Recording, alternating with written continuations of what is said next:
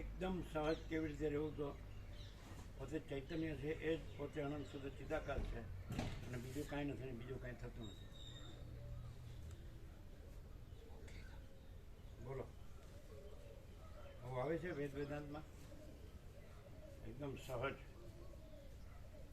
કેમ કે હું આ માણસ છું, જન્મ્યો છું, તો પોતે જે પોતે ચૈતન્ય, પોતે જે ચૈતન્ય છે એ જ પોતે અનંત શુદ્ધ ચિદાકાર છે અને એના વિના બીજું કાંઈ નથી, બીજું કાંઈ થતું નથી. પોતે જ અનંત શુદ્ધ ચિદાકાર, પોતે ચૈતન્ય છે એ જ પોતે અનંત શુદ્ધ ચિદાકાર છે. બોલો કેવું છે? શું પૂર્ણ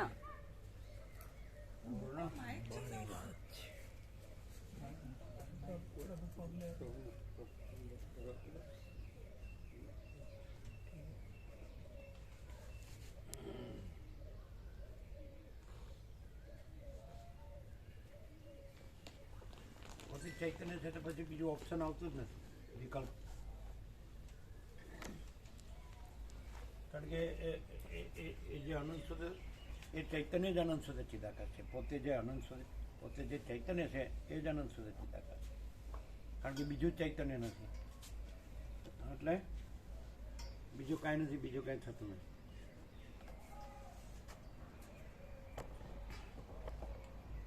જે કાંઈ નથી એવો જન્મનો ભ્રમ સાચો લાગતો હોય તો જે બધું જ છે એવું ચૈતન્ય અનંત, પોતે જ ચૈતન્ય, પોતે જ અનંત શુદ્ધ ચિદાકાર કેમ સાચું ન લાગે?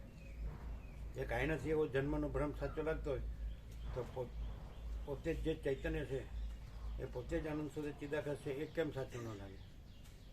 કે જે પોતે જ બધું છે, જે કાંઈ નથી એ સાચું લાગતું, તો જે પોતે જ બધું છે એ તો છે જ, એ અને બધું તો છે જ નહીં, તો કેમ સાચું ન લાગે? ઓમ બરાબર છે.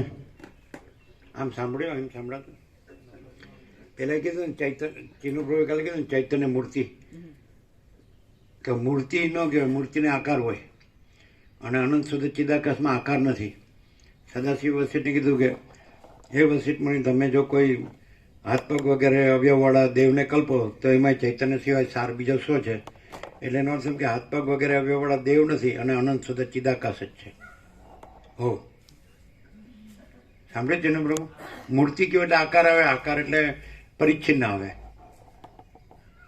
સીમિત માપનું આવે, અને આ તો અનંત છે, વ્યાપક. ખ્યાલ આવે? બરાબર.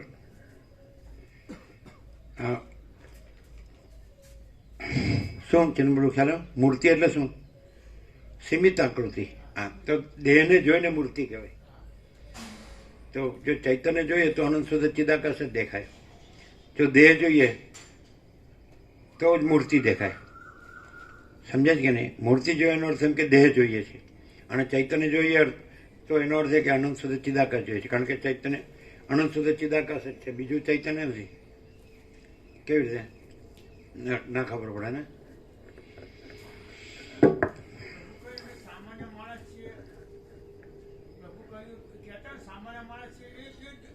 હવે સામાન્ય માણસ કયો ને તો ચૈતન્ય મૂર્તિ ન કહેવાય.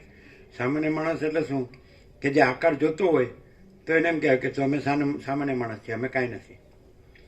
એટલે આકાર રૂપે અમે સામાન્ય માણસ છીએ ને આકાર રૂપે અમે કાંઈ નથી, પણ ચૈતન્ય રૂપે અમે અનંત શુદ્ધ ચિદાકાશ. ચૈતન્ય મૂર્તિ નથી. મૂર્તિથી આકાર કાયમ રહે અને અનંત શુદ્ધ ચિદાકાશમાં આકાર ન સંભવે.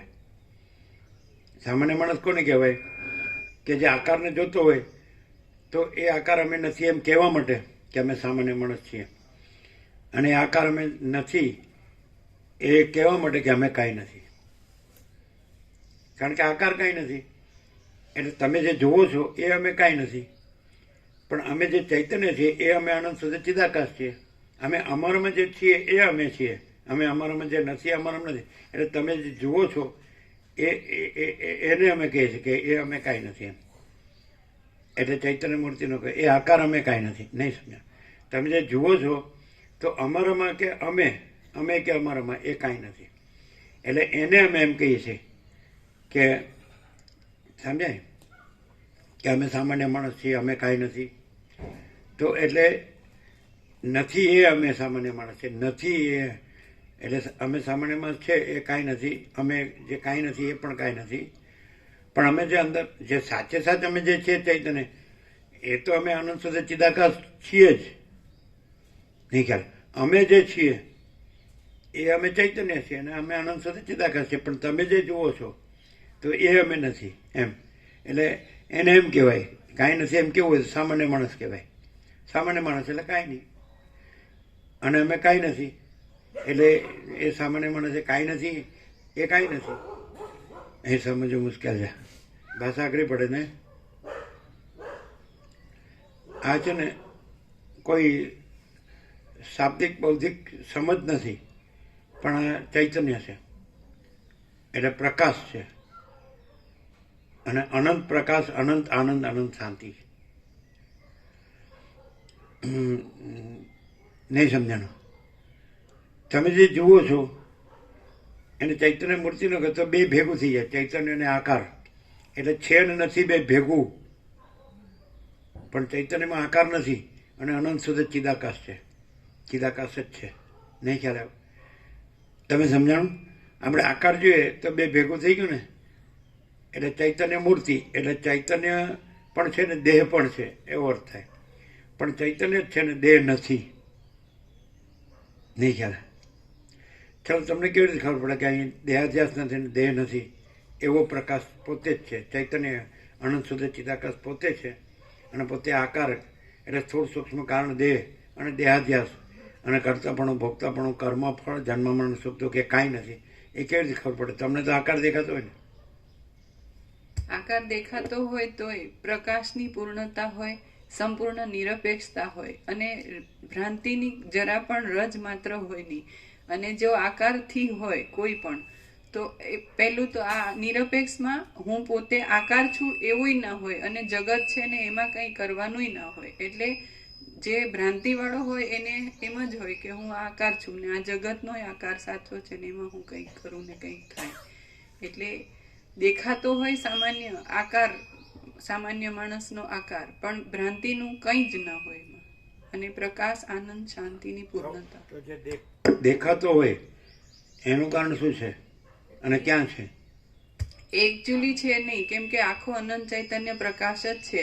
પણ જે જોનાર પોતાને આકારની ભ્રાંતિ માને છે એની અંદર એક આકારની ભ્રાંતિ છે ને એ આખું અનંત ચૈતન્ય પ્રકાશ ચિદાકાશ છે. ત્યાં એ સામાન્ય માણસનો આરોપ કરે છે કે આ અહીંયા એક સામાન્ય માણસ દેખાય છે.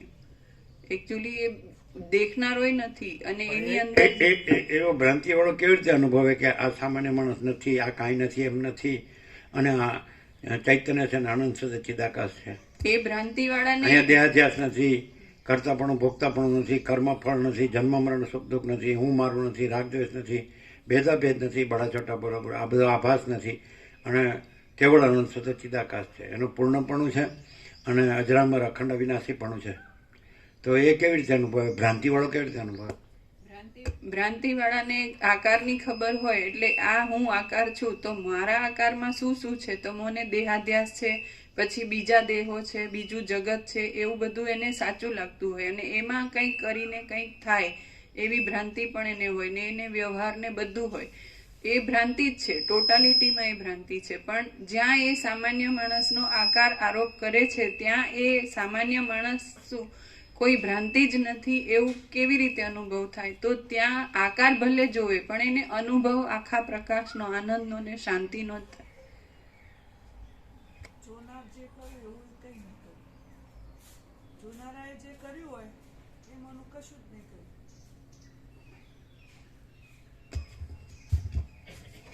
ના ના, તમે કહો. મેં કીધું એ. હા, જોનારાએ જે કર્યું હોય એમાંનું કશું જ ત્યાં કર્યું ના હોય. એ તમે ન કીધું. આપો તો આપો.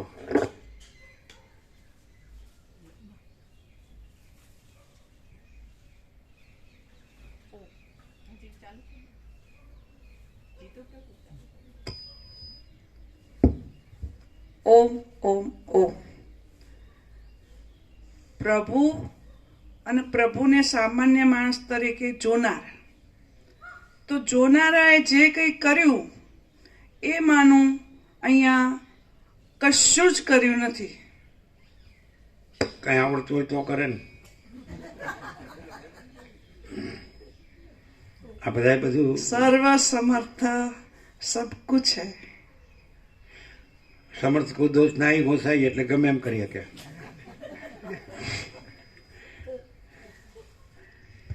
એમ કેવો બધા કથાકાર એમ કે એ જેમ તેમ કરતો હોય ને તો કે સમર્થ કો દોષ ના ઘોસાય એમ કે. જે કે આમાંય પણ એવું છે ખરું, પણ એને પોઝિટિવલી પ્રકાશથી જ લેવું પડે. આમાં એવું છે કે દાખલા તરીકે એનો દોષ છે એ લોકોને ગુણ લાગે એવો છે. તત્વવેતા જીવન મુક્તમાં એટલે કોઈ દોષ દેખાય તો પણ લોકો એને ગુણ જાણે. એટલે એ કઈ રીતે આમાં છે યોગાસ એટલે સાંભળે જ ને. આ તો એ કઈ રીતે જેને સામાન્ય માણસ જુએ પણ મહાચિદાકાશ પોતે છે તો ત્યાં દોષ પણ ગુણ કેવી રીતે કે એ વ્યવહારમાં દેખાતું હોય કંઈ પણ તો એમાં પ્રકાશ સિવાય બીજું ના હોય. ધારો કે કોઈને વિવેક કર્યો અને એને એમ લાગે કે ક્રોધ કરે છે તો એકચ્યુઅલી ક્રોધ ના હોય. ક્રોધ જે દ્રશ્ય ભ્રાંતિમાં શું હોય કે કામ હોય એમાં કંઈ અડચણ આવે તો ક્રોધ થાય. પણ એનું એ જે હોય એ ભ્રાંતિને દૂર કરવા માટે વિવેક. એટલે રઘુવીર એવું લખ્યું હતું રઘુવીર પ્રભુએ કે એમનો ગુસ્સો બહુ સારો છે પણ પછી એમ લખ્યું પછી એને વાળી લે. આ બધાને આવડતું હોય ને એટલે કે પણ એના ભાવિકો એના પુણ્ય પ્રકોપ કે છે. પુણ્ય પ્રકોપ એમ હવડું લે પાછું. એટલે દોષ ગુસ્સો એ દોષ ગણાય આમ, પણ પુણ્ય પ્રકોપ એટલે કે ભાઈ સતત સત છે, અસત કાંઈ નથી એમ. એટલે પેલા આ ગુસ્સો કરે છે એમ ના સમજ. આપણે એમ કે બ્રહ્માનંદ એ સત્ય હે, વિષયાનંદ અસત્ય હે. કેમ પણ આટલું બધું જોર કરે? જે છે એ છે, પણ પેલો છોડતો ન હોય ખોટું તો એમ. પણ પછી એમાં એવું છે કે પોતાને જ સાચું જોતું હોય કોને પોતાનું સ્વરૂપ કોણ ન જોતું હોય? એ તો છે જ. જોતું શું કામ કીધું કે પોતે બીજું બન્યો છે, કાંઈ નથી એવી ભ્રાંતિ બન્યો છે. એટલે પછી ભાઈ કાંઈ નથી એવી ભ્રાંતિ નથી એવું કરવા અને પોતે સાચો તો પોતે છે જ, એ કાંઈ મેળવવાનો નથી, કરવાનો નથી. એટલા પૂરતો જ ઉપચાર છે. એ ઉપચાર નથી, કારણ કે સાચો પોતે છે જ અને ખોટો પોતે છે જ નહીં. સમજે? એટલે કોઈ હરખ શોખનો કોઈ શું કહેવાય હરખ શોખનો સવાલ જ નથી એમ કહેવાય. હા, વાક્ય વ્યાકરણ બરાબર.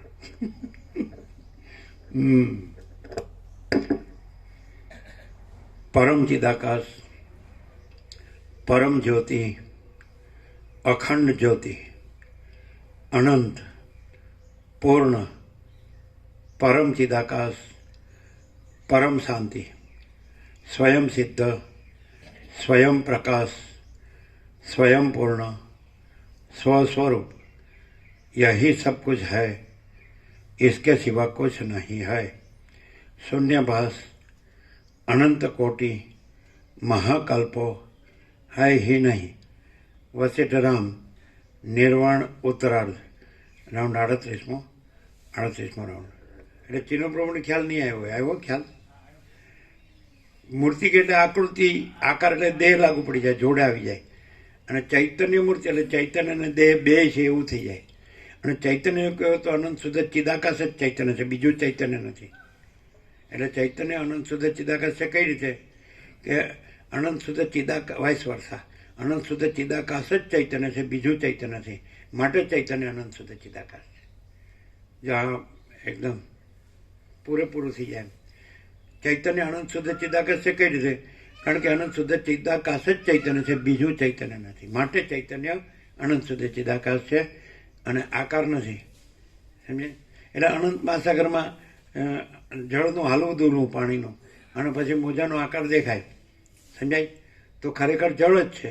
એ હાલવું દૂરવું છે એ જળ છે અને મોજાનો આકાર છે એ જળ છે. અને જળ છે એ અનંત મહાસાગર છે.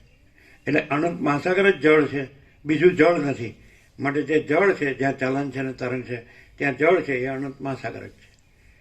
આવી રીતે લ્યો ને, સીધું અધિષ્ઠાનથી લ્યો ને, બરાબર છે? પ્રક્રિયાનો એક શબ્દ લઈએ, અધિષ્ઠાન, આધારભૂત મૂળ તત્વ. આપણે એમ કહીએ આધારભૂત મૂળ તત્વ થી લ્યો ને તો અનંત જળ મહાસાગર જ જળ છે, બીજું જળ નથી. તો પછી ચલન છે ત્યાં અને મોજું છે ત્યાં, તરંગ છે ત્યાં. તરંગ એટલે સંકલ્પ અને મોજું હાલવું દોલવું એટલે માયા, વિદ્યા એટલે ભ્રાંતિ, ચલન, ચંચળતા, ભ્રાંતિ. તો ત્યાંય જળ જ છે અને મોજું છે ત્યાંય જળ જ છે. એટલે અનંત મહાસાગર જળ જ છે, બીજું જળ નથી. અનંત મહાસાગર જ જળ છે, બીજું જળ નથી. માટે જે જળ છે એ અનંત મહાસાગર છે. જ્યાં ચલન છે ને તરંગ છે ત્યાં જે જળ છે એ અનંત મહાસાગર. એટલે અધિષ્ઠાનથી લે તો વધારે સહજ લાગે, એમ સરળ સીધું સાધું સત્યમ, સરળ સીધું સાધું જ્ઞાન, સહજ. સમજાય? કેવી રીતે ખબર પડી? એમ કે આ અહીંયા ચલન દેખાય છે, ચૈતન્ય છે ત્યાં, ચંચળતાનું ભ્રાંતિ, અને ત્યાં દેહનો આકાર ભાસે છે અને દ્રશ્યનો આકાર ભાસે છે. બરાબર? પહેલાં તો ચૈતન્ય જ ભાસે છે ને. સમજાય કે નહીં? તો જે ચલનનો આકાર છે અને સંકલ્પનો આકાર છે અને જે કંઈ અવિદ્યાવાસના ચિત્તમ જગત છે જ નહીં, તો આકાર છે તો એ કોણ ભાસે છે? ચૈતન્ય. તો જે ચૈતન્ય છે તો એક અનંત શુદ્ધ ચિદાકાશ છે. કઈ રીતે? કે અનંત શુદ્ધ ચિદાકાશ જ ચૈતન્ય છે, બીજું ચૈતન્ય જ નથી. માટે એ ચૈતન્ય છે. પણ આમાં આવે ને તો ખોટું પકડાઈ જાય. એમ કે બ્રહ્મ જ જગત આકારે ભાસે છે, માટે જગત બ્રહ્મ જ છે. તો એમાં સમજવું પડે કે આકાર રૂપે નથી બ્રહ્મ, બ્રહ્મમાં કોઈ આકાર નથી, માટે જીવ જગત નથી. જીવ જગત આકાર છે, આકાશથી પૃથ્વી આકાર છે. સમજાય? તો જે અનંત સૃષ્ટિ છે એ સૃષ્ટિથી પ્રલય કે નામરૂપ અનેક વિવિધતા, વિચિત્રતા, અનેકતા. તો બ્રહ્મમાં એવું કાંઈ નથી. એકમેવ દ્વિતીય બ્રહ્મને નાનાસ્તે કિંચન, એક જ અદ્વિતીય બ્રહ્મ છે, એમાં અનેક કાંઈ નથી. એટલે અનેક છે તો એ એક જ અનેક ભાષે છે, બ્રહ્મ જ અનેક ભાષે. તો જે ભાસ છે ત્યાં બ્રહ્મ જ છે. કેમ? કારણ કે સગુણ બ્રહ્મ છે, સ્વયં બ્રહ્મ છે, કેવળ બ્રહ્મ છે. માટે જ્યાં કાંઈ પણ ભાસતો હોય એ બ્રહ્મ જ એ છે. બ્રહ્મ જ અનંત સત્ય ચિત્ત આનંદ બ્રહ્મ છે. એવી આ સમજાય એવું છે. અનંત શુદ્ધ ચિદાકાશ સચ ચૈતન્ય છે, બીજું ચૈતન્ય નથી. માટે જ્યાં કાંઈ પણ ચલન ભાસતું હોય કે તરંગ ભાસતો હોય તો એ ચૈતન્ય છે. આ ચલન કે તરંગ ભાસતો હોય, અવિદ્યા કે સંકલ્પ કે હું ને જગત દ્રષ્ટા છે, તો ચૈતન્ય જેવું ભાસે. તો અમે ચૈતન્ય છીએ અને ચલનનો ભાસ કે સંકલ્પનો ભાસ કે હું જગતનો ભાસ નથી. અમે ચૈતન્ય છે, દેહ દ્રશ્ય હું મારું નથી. તો અમે ચૈતન્ય છે અને અનંત શુદ્ધ ચિદાકાશ જ ચૈતન્ય છે અને બીજું ચૈતન્ય નથી. માટે અમે ચૈતન્ય જ અનંત શુદ્ધ ચિદાકાશ છીએ. ક્લિયર નથી થતું? કારણ કે બીજું ચૈતન્ય નથી. એટલે અમે ચૈતન્ય છીએ તો અનંત શુદ્ધ ચિદાકાશ જ ચૈતન્ય છે. માટે અમે અનંત શુદ્ધ ચિદાકાશ છીએ. નથી ક્લિયર?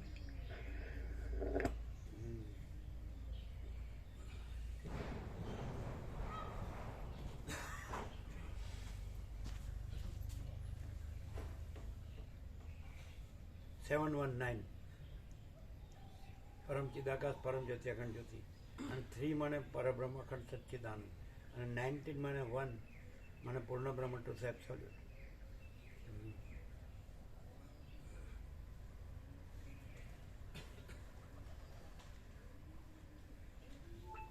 બહુ થોડી મિનિટ થઈ હશે.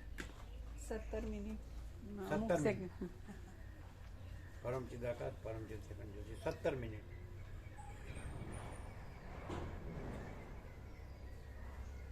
એવું લાગે આમ સાંભળીએ તો બરાબર લાગે પણ પ્રેક્ટિકલમાં સારું હું આ છું ને આ બધું છે ને આ પોતે છે બીજા છે ને પોતાનું બીજાનું છે ને આ સ્ત્રી પુરુષ છે ને ઘર ધન છે ને પ્રજા છે ને પ્રોપર્ટી છે ને અમે આ ગામમાં જન્મે ને આ ઘરમાં જન્મે ને અમારા આ ફેમિલી છે ને આ રિલેટિવ્સ છે ને અમારો સંસાર વ્યવહાર છે ને અમારા ડોલરને ભોગો છે ને શું રમણ પ્રભુ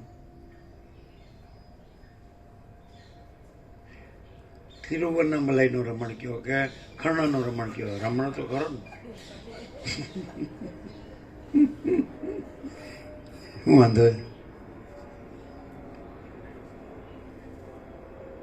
અરુણાચલેશ્વરનો રમણ કયો કે સવિતાનો રમણ કયો રમણ તો ખરો ને શું કયો ના પડે જો પેલી સમજતી ન હોય એમને બેઠી હોય પણ સમજે ને તો એમ કે કેમ તમે મારા રમણ નહીં ના પાડતા હતા તો કે તો તત્પર બોધમાં બેઠા હોય તો એ પ્રમાણે કહેવું પડે.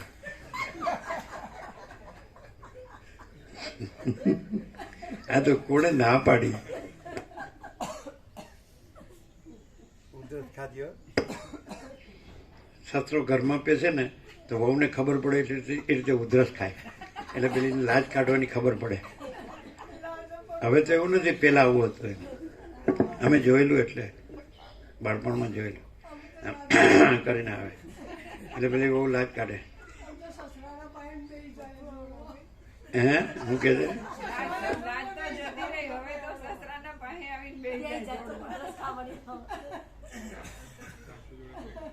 પછી સસરામાં કૌતુક ને કૌતુક એટલે પેલી બહુ માંદી પડ્યો ને તો એની લાજ કાઢીને મોઢું જોઈ લે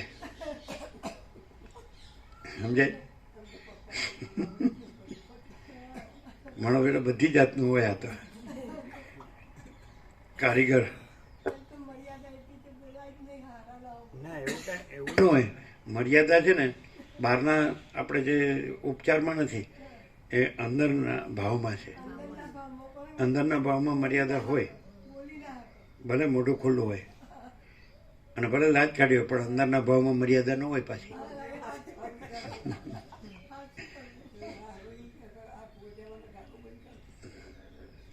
અને રામકૃષ્ણ પરમહંસ એવું બોલ્યા જ ખબર શું બોલ્યા ના જી એવું નહીં ના ના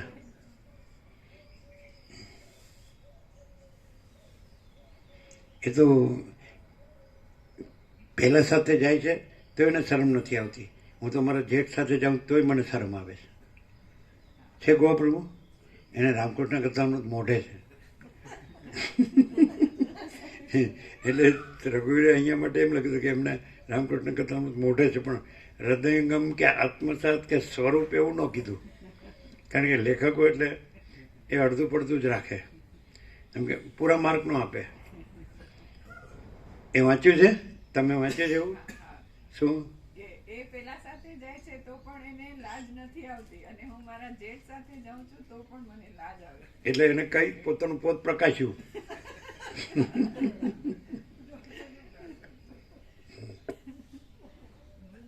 એટલે લાજ શરમ છે એ એમ કે આપણે જો સરસ્વતી આવી ગયા જો આવી ગયા હવે એ નિર્લજ થઈ ગયા છે. એને ખબર પડી ગઈ કે અભયારણ્ય છે અભયારણ્ય કેવા આમ ટેક્સ થઈ ગયા. કઈ તમારું જ રાજ છે કઈ અમારું રાજ છે તમે તો હમણાં આવ્યા જો કેવું ચડે સામે ઓટલા પર મસ્તીથી જાય છે. પરિક્રમા કરી લીધી હા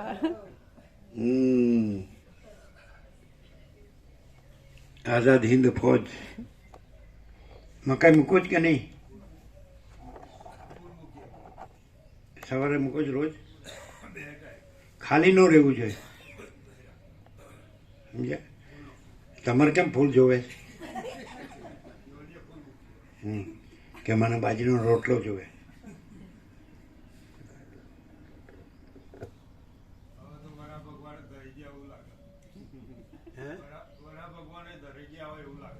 એવું લાગે છે કે શેના ઉપરથી? એને બીજે એવું ન હોય, બીજે મળતું હોય તો એવું હોય. આ ઘઉં મળતા હશે ને? ઘઉં ખાય? ઘઉં અત્યારે ઘઉં ખાય ને? ઘઉં ખાય? વરા અવતાર ઘઉં ખાય? હા ના ખાય, ના પાડે છે. ના ખાય, ના ખાય.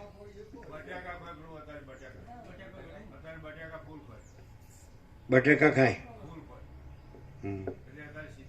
હા તો એટલે ધરાઈ જાય એ વાત ખોટી. તમે નથી ધરાતા ને એ ધરાય.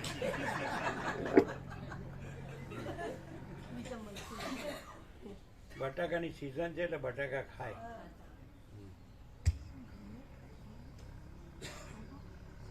આ સરસ્વતી છે ને આપણે કહેતા આ કુંપળો ખાતા હોય છે.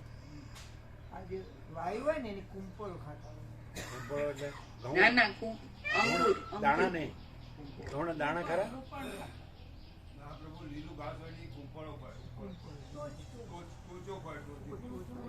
ઘઉં નહીં, દાણા નહીં. જે કોનો કોનો ભાગ હોય ને સરસ્વતી કુંપણો પણ લેતા હોય છે ખેતરમાં. કુંપળો તો પણ દાણા નહીં.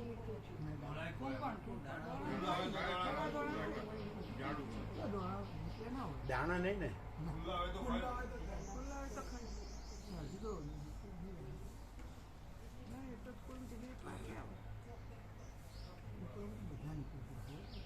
આદ્ય પરબ્રહ્મ સદગુરુ દેવ કી જય. ઓમ શ્રી પરમાત્મને નમઃ. સદગ્રંથોમાં શિરોમણી શ્રી યોગ વાસિષ્ઠ મહારામાયણ નિર્વાણ પ્રકરણ ઉત્તરાર્ધ, પેજ નંબર 1217, સર્ગ 27મો. ચિત્તની ચંચળતાથી જગતની પ્રતીતિ. આ 27મા સર્ગમાં ચિત્તની ચંચળતાને લીધે ચેતન તત્વની ચંચળતાની ભ્રાંતિ થઈ જઈ જગતની વિચિત્ર રચનાની પ્રતીતિ થયાનું કહેવાશે, અને ચિત્તની ચંચળતા મટી જવાથી જગતની ભ્રાંતિ પણ શાંત થઈ જતા સ્વરૂપમાં જ સ્થિતિ થવા વિશે કહેવામાં આવશે.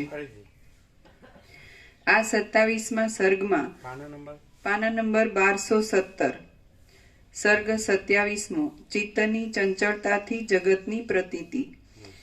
આ 27મા સર્ગમાં ચિત્તની ચંચળતાને લીધે ચેતન તત્વની ચંચળતાની ભ્રાંતિ થઈ જઈ જગતની વિચિત્ર રચનાની પ્રતીતિ થયાનું કહેવાશે, અને ચિત્તની ચંચળતા મટી જવાથી જગતની ભ્રાંતિ પણ શાંત થઈ જતા સ્વરૂપમાં જ સ્થિતિ થવા વિશે કહેવામાં આવશે. એટલે ચિત્તની ચંચળતા કેવી રીતે શાંત થાય?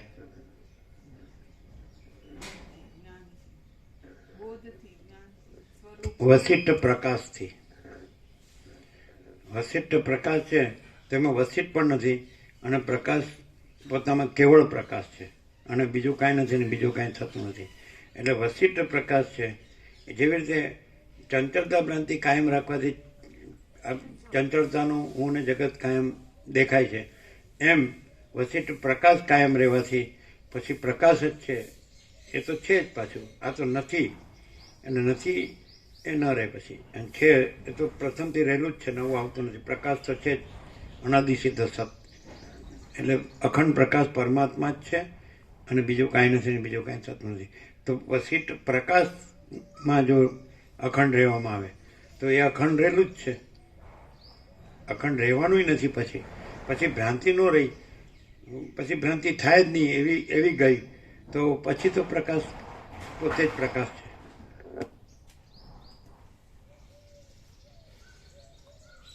એટલે ચંચળતા ભ્રાંતિ કેમ રહે?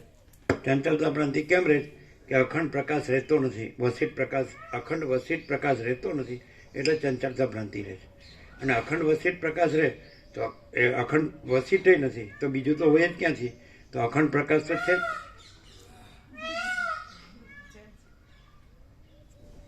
એમ છે ત્યારે એટલે આવી ગયું ને બધું. પછી ભ્રાંતિ થાય જ નહીં એવી, એવી મટી જાય એટલે પછી અખંડ પ્રકાશ પરમાત્મા છે જ. એટલે અનંત પ્રકાશ, અનંત આનંદ, અનંત શાંતિ એ સહજ છે, સ્વયં સહજ, સર્વત્ર સદા અને અજરામર, અખંડ અવિનાશી એનું કેવળપણું છે અને પૂર્ણપણું છે.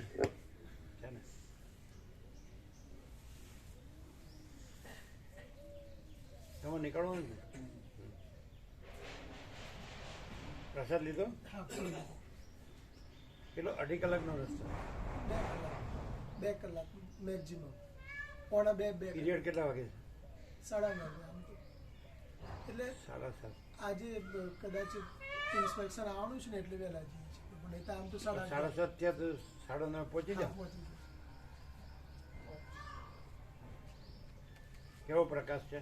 સંપૂર્ણ કેવળ પ્રકાશ છે, કેવળ કેવળ આનંદ છે અને કેવળ શાંતિ છે. પણ પ્રમોશન મળતું અને વધારે મળતું હોય તો હળવા ફૂલ થઈ ગયા. વિવેક થયો પછી હળવા ફૂલ લાગે છે.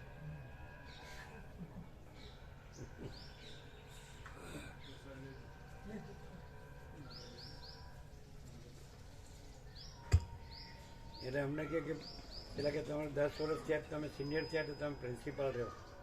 એટલે અમે કીધું તરત કીધું આનંદ પ્રવણ લગાવો, એ સંપૂર્ણ ભગવાનના માણસ છે. એટલે કે તમારા ઉપર ભાર વધશે ને તમે આનો લાભ, સત્સંગનો લાભ નહીં લઈ શકો.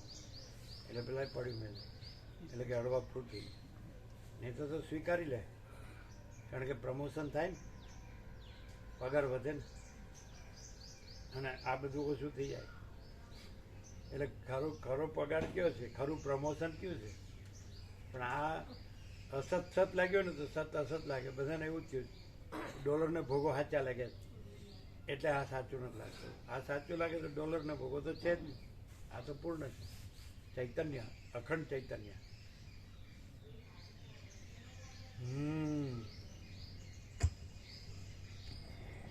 વશિષ્ઠ બોલ્યા, વિવેક વડે ચિત્તને શાંત રાખી પ્રારબ્ધ યોગે જે કાંઈ આવી મળે તેનું ગ્રહણ કરી લઈ તમે મુક્ત થઈને રહો ને સ્ફટિકમાંથી બનાવેલા પ્રતિમા પુરુષની પેઠે તમે છો એમ દેખાતા છતાં પણ સંકલ્પ આદિથી રહિત હોવાને લીધે નથી જેવા જ થઈને રહો. વ્યવહાર દ્રષ્ટિએ જોતા અજ્ઞાન દશામાં જે સર્વવ્યાપી આત્મતત્વ સમષ્ટિ રૂપે એક છે તે જ વ્યષ્ટિભાવથી સર્વરૂપે થઈ રહેલું છે. પારમાર્થિક દ્રષ્ટિએ જોતા જ્ઞાન દશામાં વ્યષ્ટિભાવ અને સમષ્ટિભાવ એ સર્વનો બાધ થઈ જાય છે. એ અવર્ણ્ય, વર્ણવી ન શકાય તેવું સમષ્ટિ રૂપે એક છે કે વ્યષ્ટિ રૂપે અનેક છે એમ કોઈ પણ પ્રકારે કહી શકાતું નથી. તો પછી તેમાં નાના પ્રકારની બીજી કલ્પનાઓ તો ક્યાંથી જ ઘટે. આ જે કાંઈ છે તે સર્વ આદિ અંતથી રહિત ચિદાકાશ રૂપ છે અને ચેતન તત્વ વડે ભરપૂર છે. જો કે શરીરની ઉત્પત્તિ અને નાશ થયા કરે છે તો પણ અખંડ આત્મતત્વને તેનાથી શો બાદ લાગે છે. જળ જગતની રચનાઓ અને જળ દેહાદિકની ચેષ્ટાઓ ચિત્તની ચંચળતાને લીધે જ પ્રતીતિમાં આવે છે. યોગ વડે ચિત્તની ચંચળતા જતી રહે અને તે આત્મામાં જ સ્થિર થઈ રહે તો તરંગો જેમ જળમાં શમી જાય તેમ એ સઘળું આત્મામાં જ શમી જાય છે. વિચાર કરતા તરંગ જેમ જળરૂપ જણાય તેમ એ સર્વ પણ છેવટ વિચાર દ્વારા આત્મરૂપ જ જણાય છે. જેમ ધોળા વાદળામાં વસ્ત્રની ભ્રાંતિ લાવવી એ યોગ્ય નથી, તેમ હું આ દેહરૂપ છું એવી ભ્રાંતિ લાવવી એ પણ કાંઈ બરાબર નથી. વારંવાર પુનર્જન્મ આદિ અનર્થ ઉત્પન્ન કરનારા એ દેહાદિક પદાર્થો અવસ્તુરૂપ છે અને તેમાં તમે અહંકાર લાવી બંધાઈ ન જાઓ, પરંતુ પરમાત્મા કે જે અનંત સુખ આપનાર સર્વના આદિરૂપ અને મહામંગલમય તત્વ છે તેની જ તમે ભાવના કરતા રહો એટલે તમને મોક્ષરૂપ પરમ પુરુષાર્થની પ્રાપ્તિ થાય. ચિદાકાશ અનંત છે, તેનું દેશ કાળ વસ્તુ વગેરેથી કશું પરિમાણ બાંધી શકાતું નથી અને એ જ પરમ તત્વરૂપ વસ્તુ છે. માટે તમારું ચિત્ત સુખ દુઃખ આદિમાં સમાન રહી એ પરમ તત્વની અંદર જ સદાકાળ લાગેલું રહો. તમે જો એવો જ આત્માકાર વૃત્તિનો નિશ્ચય રાખશો તો તમે પોતે જ નિરંજન આત્મતત્વરૂપ છો. ધ્યાતા ધ્યાન અને ધ્યેય એમાંનું કશું સત્ય નથી. દ્રષ્ટા દર્શન અને દ્રશ્ય એ સર્વ ચિત્ત તત્વની જ વિભૂતિ છે. કેમ કે જડ વસ્તુ ચૈતન્ય તત્વથી જુદી હોઈ શકતી નથી, તેથી તે નથી. અને ધ્યાતા ધ્યાન તથા ધ્યેય એ પણ કશું નથી. પડવાનો ચંદ્રમાં ઉદય પામતા સમુદ્ર જેમ આનંદ વડે ઉછળવા માંડે છે અને પ્રલયનો પવન વાવાથી તે સુકાઈ જાય છે, તેમ આત્મતત્વ સર્વત્ર એક સમાન રૂપે જ રહેલું છે, નિર્વિકાર છે અને તેમાં ક્ષોભ થવો કે શમી જવું ઇત્યાદિ કશો વિકાર જ થતો નથી.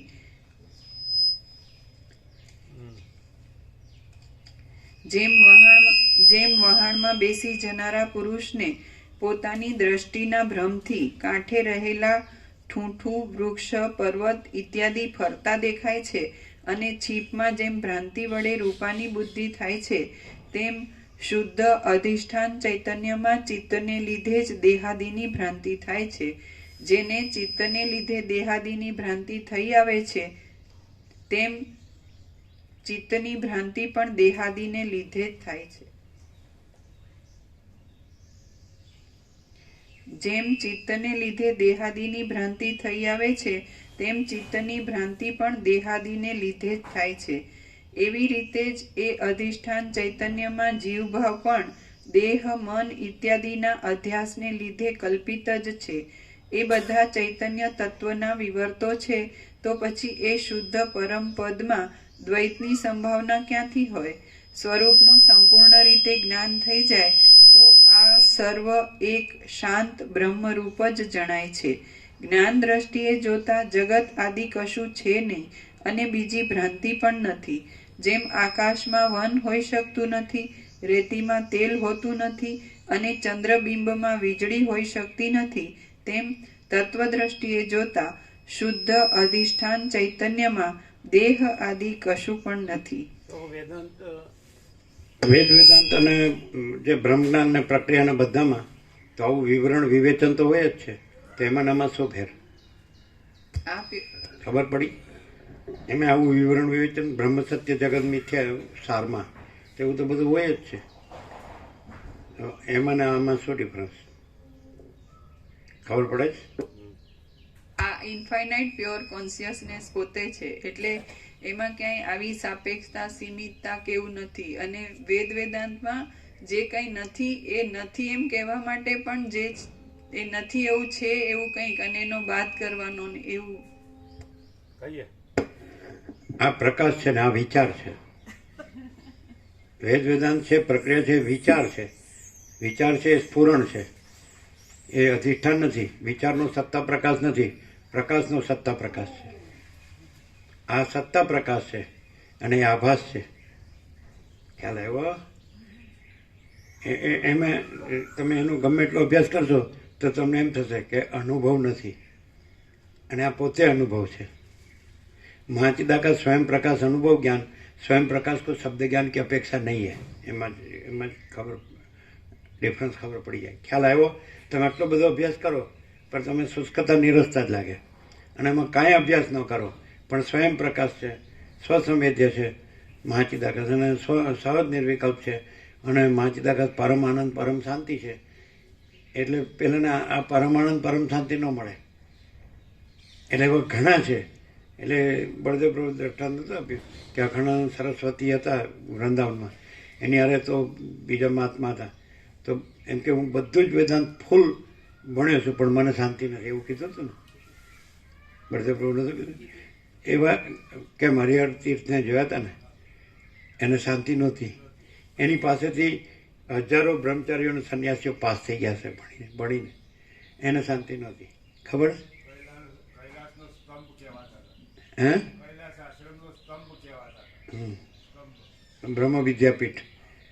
અને એકદમ બાળક જેવો સરળ, નિર્દોષ, નિષ્કપ, એકદમ પૂર્ણ વૈરાગ્ય એમ. એટલે એમને તો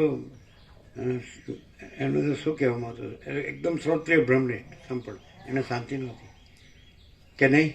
અચ્છા, તો તમે એમને જોયા અને આને પણ 47 વર્ષથી જુઓ છો, તો શું ફેર? અમે તો એવો અભ્યાસી નથી.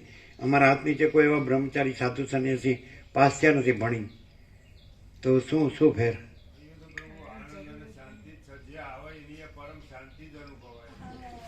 એમાં શું છે ખબર છે? એટલે જે જે વેદ વિધિ છે ને, તો વિધિનો ઉપચાર હોય, પ્રકાશ ન હોય. જે કેવી રીતે કે શિક્ષક છે તો એ પોતે BA MA થાય, MAd થાય, BEd થાય, MAd થાય, પછી ભણાવે, તો એ પાઠ્યપુસ્તકનો અભ્યાસક્રમ છે. તો એ વેદાંત પણ પાઠ્યપુસ્તકનો અભ્યાસક્રમ છે. એ શિક્ષક થાય, ભણાવે, પછી એ વિરક્ત હતા સંપૂર્ણ. એમને મહામંડલેશ્વર બનાવે તો પણ ન બને એવા હતા. એટલે એમના જે શિષ્ય હતા, જેમને ઓળખી ગયા હતા કે આ સાક્ષાત બ્રહ્મરૂપ મહાત્મા છે, તો એમણે અલગ આશ્રમ કર્યો, જે ડૉક્ટર શિવાનંદ આશ્રમ હતો એની બાજુમાં. ખ્યાલ આવે? તો એ ખરેખર બ્રહ્મરૂપ હતા, પણ એને શું હતું, એનું ડિસ્ટર્બન્સ શું હતું કે આ બધું કરી અને પછી જે પૈસાવાળાઓ છે એમનાથી પૈસા ખેંચવા, અહમ પોષો ખુશામત કરવી અને ધન અને પછી બધું બનાવવું, એમ જે આપણે એમ કે અહમને મોટું કરવું, તો એ એમનામાં નહોતું.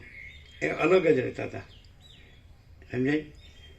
એટલે એ એમને નહોતું બરાબર લાગતું. એ એમનું ડિસ્ટર્બન્સ નહોતું. જે પેલા ખોટું કરતા હતા ને એમનું ખોટું હતું, પોતે સંપૂર્ણ સાચા હતા.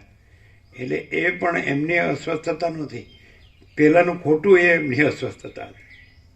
એટલે પોતે તો એ ખરેખર પરમ શાંત પરબ્રહ્મ જ હતા. ન હોય ને તો એ એક્ઝેક્ટ વેદાંત ભણાવી શકે નહીં, સમજાય કે નહીં?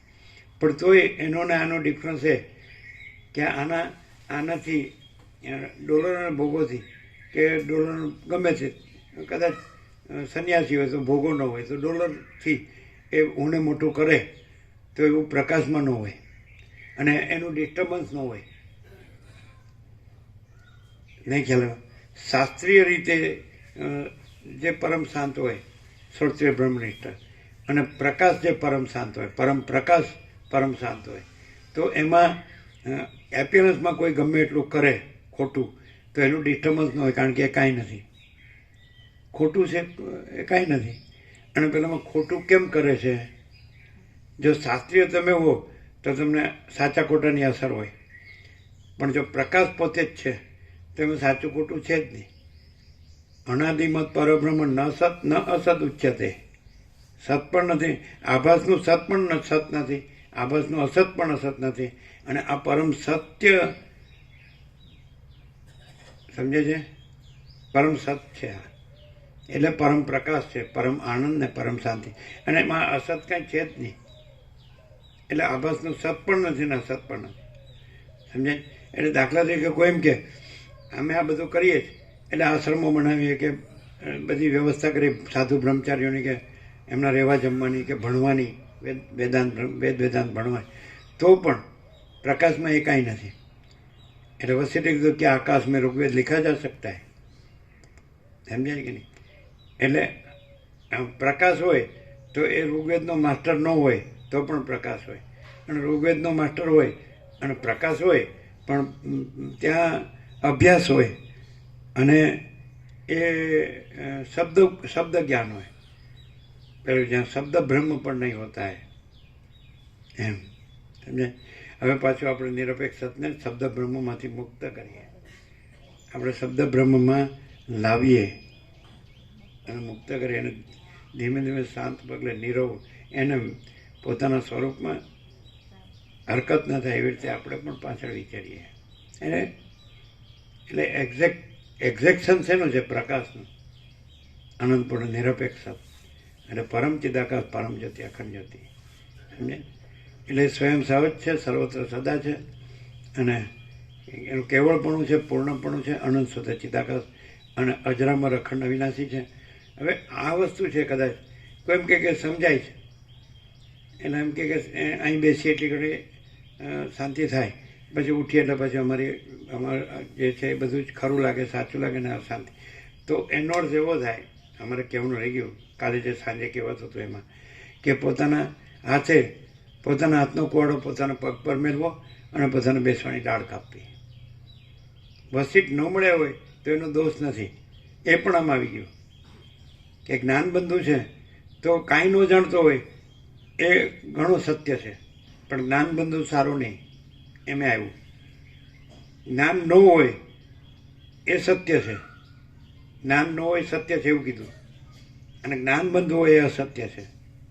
એટલે જે જ્ઞાનથી માત્ર પોતાના નિર્વાહનું જ કર્યો, અન્ન વસ્ત્ર જે કીધું ને, રહેઠાણ કે જે કંઈ, તો એટલે પોતાના દેહ નિર્વાહનું જ કરે અથવા અમને મોટો કરવાનું કરે, તો એ જ્ઞાનબંધુ કરતાં જેને જ્ઞાન નથી એ એવું છે ને.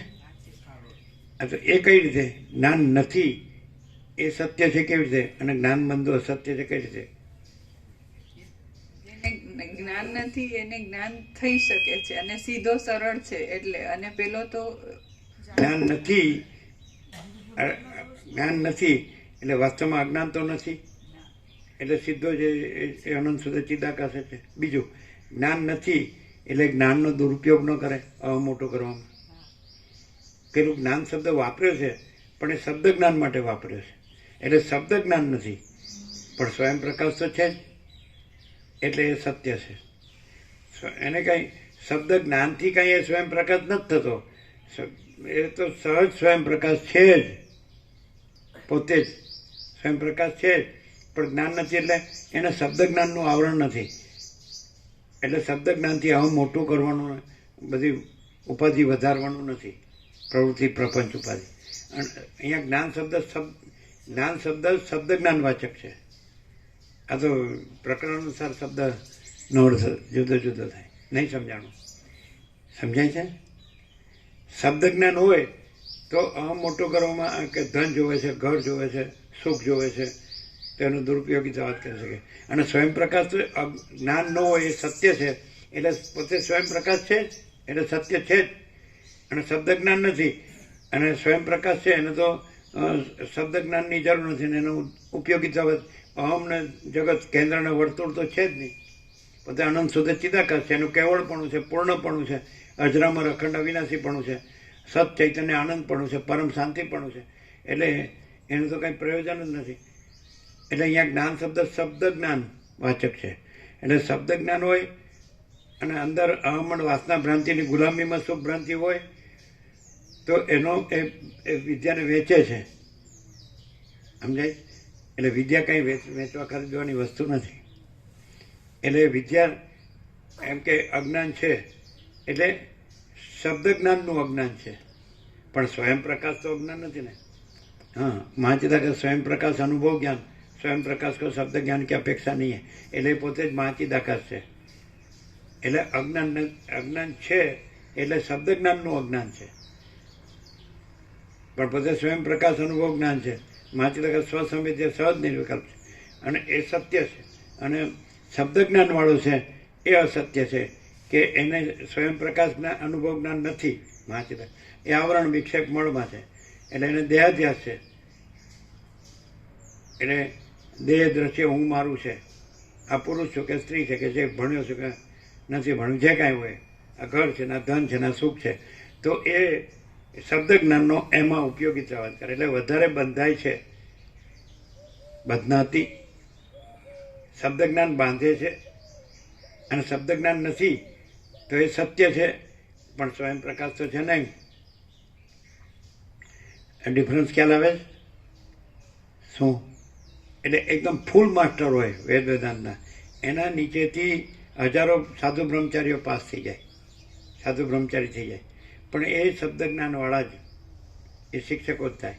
એમાં જેના જે ઈષ્ટો હોય એ ગ્રંથને મૂર્તિ પકડે, શિવ ભક્તિનો અધ્યાસ હોય એટલે શિવ મહાપુરાણ અને શિવના મંદિરો અને પૂજા અને બધું એ બધું એના બધા ઉપચારો, એની કથા, એના ગુરુ, એનું ગુરુપણું, પણ એ ક્યાં સુધી હોય?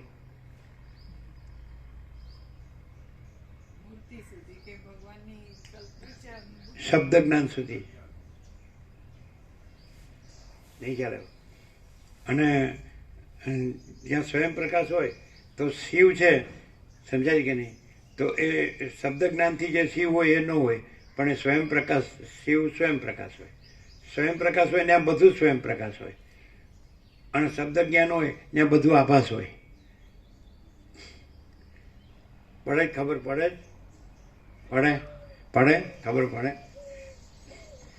એટલે એ એમ કે શિક્ષક થાય, પ્રિન્સિપાલ થાય, પ્રોફેસર થાય, સમજી, ડૉક્ટરેટ થાય, PhD થાય, પણ એ પ્રકાશ ન હોય, એ આભાસ છે. અને પ્રકાશ કાંઈ ન થાય તો એ જો હૈ સો હૈ, પરમ ચિદાકાશ, પરમ જ્યોતિ, અખંડ જ્યોતિ, એ જ પ્રકાશ છે. એના સિવાય બીજો પ્રકાશ નથી. જેમ અનંત સુધી ચિદાકાશ જ ચૈતન્ય છે, બીજું ચૈતન્ય નથી, એમ પરમ ચિદાકાશ, પરમ જ્યોતિ, અખંડ જ્યોતિ જ પરમ પ્રકાશ, પરમ આનંદ, પરમ શાંતિ છે. એ સિવાય બીજો આનંદ, બીજો પ્રકાશ, બીજો આનંદ, બીજી શાંતિ નથી. હવે ખબર પડે? એમ તમે વેદ વેદાંતનો અભ્યાસ કરો તો જો તમને વિવેક ન હોય તો એ અહમના સુખોપભોગમાં જાય, એની ઈચ્છા પૂર્તિમાં જાય. અને જો ભલે તમને વેદ વેદાંત ન હોય પણ તમે સ્વયં પ્રકાશ છો તો પછી એ જ બધું છો, અને એમાં કોઈ આભાસ છે જ નહીં. એટલે આભાસનું કાંઈ પણ સિદ્ધ કરવા પણ નથી. નૈવ તસ્ય કૃતેનાર્થો ના કૃતેને હ કશ્ચન ન ચાસ્ય સર્વભૂતેષુ કશ્ચિદર્થ વ્યપાશ્રય. તેને કરીને કાંઈ પ્રયોજન નથી, ન કરીને કાંઈ પ્રયોજન નથી, અને એને બ્રહ્માથી થોમડા સુધી કોઈનો આશ્રય લઈને કોઈ પણ પ્રયોજન સિદ્ધ કરવા પણ નથી. યસ્ત્વાત્મરતિરેવ સ્યાદાત્મતૃપ્તસ્ય માનવ આત્મન્યવ ચ સંતુષ્ટ તસ્ય કાર્યમ ન વિદ્યતે. જે આત્મરતિ છે, જે આત્મતૃપ્ત છે, જે આત્મસંતુષ્ટ છે, તેને કોઈ કાર્ય એટલે કોઈ આભાસ રહેતો જ નથી, છે જ નહીં. પોતે સ્વયં પ્રકાશ જ છે. બોલો ખ્યાલ આવે છે? તુલું નહીં કે ઝડપને લીધે પકડાય નહીં. આમનું શબ્દ જ્ઞાનની રૂઢતા હોય, અધ્યાસ હોય, રૂઢ અધ્યાસ હોય, એટલે આ પ્રકાશ ન પકડાય એવું ન બને. કેમ? હું જે ભણ્યો, હું જે જાણું છું, હું જે બોલી શકું છું, બીજાને પ્રભાવિત કરી શકું છું, અને મારું કામ કાઢી શકું છું, એ જવા દઉં તો પછી મારે કાંઈ રહે નહીં મારું. હતું જ નહીં. શું છે ત્યારે હોય પણ ન રહે એવું નહીં. સ્વયં પ્રકાશ, સ્વયં પ્રકાશ, સ્વયં પ્રકાશ જ પ્રકાશ છે. એટલે બોલવામાં બરાબર છે. ના ના, બીજું નથી. ભ્રમ રાખીએ તો એ નથી. હવે કોઈ ન ઓળખતો એવી જગ્યાએ જઈએ તો આપણે મોટા ભગવાન થઈ જઈએ. તમારે ભગવાન થવું નહીં, કોઈ જગ્યાએ જવું નહીં. પણ એ તો ગમે એનું કોઈને કોઈ પહોંચી જ જાય અને ઉઘાડો પાડી જ નાખે કે આ અમે ઓળખીએ છીએ. અમે જવાનું નહીં. હા, અને બધું છે ત્યાં એવું બને છે એવું. ઘણા અમે આવ્યા ને દેશમાં તો ઘણા બિહારના જે લોકો હોય ને ભૈયાઓ હોય છે, તો એ લોકો રામચરિત માનસની ચોપાઈઓ બોલે, પછી બધા સફેદ, પછી બધું ચોપડે આખા શરીરે, અને પછી સાધુ વંડોળ કરે, પછી અહીં બધું ભેળું કરીને પાછા વયા જાય. ત્યાં બધું બૈરા છોકરા બધું હોય, અને અહીંયા રામના અને હનુમાનના મંદિરો બનાવે, અને એની પૂજા સેવા આરતી ને બધું કરે. બધા પગે લાગે, ફળ ફૂલ, રૂપિયા, મીઠાઈ બધું ધરે, અને મહાત્મા કહે. બોલો નથી બિહારના ભૈયાઓ, અને ચોપાઈઓ બોલે, એ લોકોને બધું આવડે, સમજે? એમની ખરી ચોપાઈઓ બધી ત્યાં હોય બિહારમાં. એટલે આમાં આ તો આ 48 વર્ષ પહેલાંની વાત, જોયેલું ને જાણેલું. ખબર છે? આવી ખબર છે? નથી ખબર? તમને ખબર છે ને? અમે તો જિજ્ઞાસુ આશ્રમમાં હતા ને, હા જિજ્ઞાસુ આશ્રમમાં હતા ને, હા તો ત્યાં 2-3 કર્મચારીઓ હતા. એ કર્મચારીઓ હરિદ્વારમાં કહેતા હતા કે અમારે આશ્રમની આગળ આ બધા જે સાધુઓમાં પડ્યા રહે છે ને, એ ગ્રસ્તીઓ જ છે. એ 2-3 મહિના અહીં રહે છે ને પછી ઘર ભેગા થઈ જશે કે એ કર્મચારી છે. એટલે આને આવું આવડે તો છે, એટલે ક્યારે પ્રેક્ટિકલ કરે કહેવાય નહીં. તમે ન મળ્યા હોય ને પ્રભુ તો ચોક્કસ આ જેટલી શક્યતાઓ કહો ને બધી શક્યતાઓ આવી ગઈ હોય. એટલે એનું એમ કે તમે કબાબ મેં હડ્ડી છો. કબાબ મેં હડ્ડી એટલે તરત દોષ વધારે. એટલે તમે હોટલમાં ખાવા જાઓ ને એટલે અંદર પેલી દાળ હોય ને તો એની અંદર પેલું આપણે પેલું આવે છે ને કોંકણ નહીં, પેલો વાંદો વાંદો વાંદો હોય ને એટલે કે આ શું છે તો કે કોકમ છે.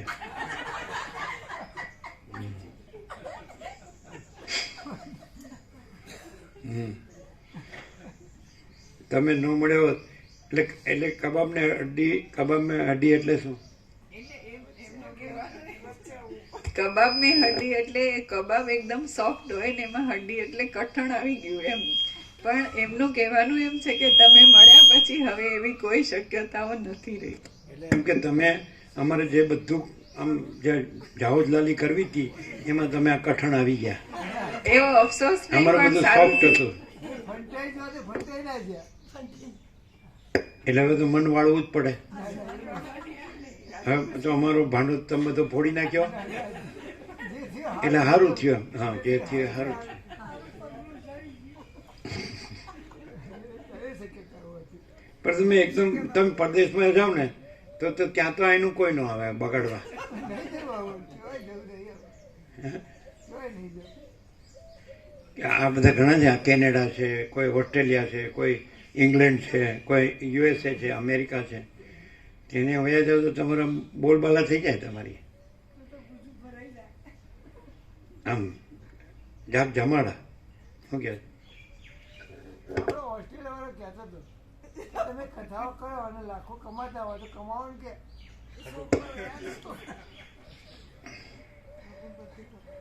આવી અમારી વાસના હતી તો કે પણ કરવાનું કે શું હતું કે કથાઓ કરવાની કમાવાનું.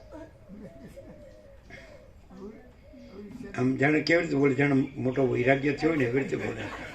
વૈરાગ નહીં થતું. પણ અંદર તો પછી આમ હોય જ કે સારું લાગ આવવો જોઈએ. ના, ના, ભૂલ તો સમજાય. વૈરાગીનું ભૂલ તો સમજાય એમ. પરભુના તાપ તડકો દેખાડો ને એ બધું નીકળી હોય ને. ભૂલ તો સમજાય છે. આપણી ભૂલ છે. ભૂલ હતી. એટલે હું વાંધો છે, સાચી વાત નથી. શું વાંધો છે? કમાવ તો શું છે કે છોકરાઓ જુગારમાં નુકસાન કરે તો ભરપાઈ થઈ જાય. પણ એના માટે લક્ષ્ય નહીં ને મનુષ્ય. લક્ષ્ય ના પણ જે છોકરાઓ છે ને એ દેવું કરે ને એ બાપ ઉપર જ આવે. એટલે એક બાજુ આપણે કથા ને એક બાજુ દેવું એટલે સરભર થઈ જાય.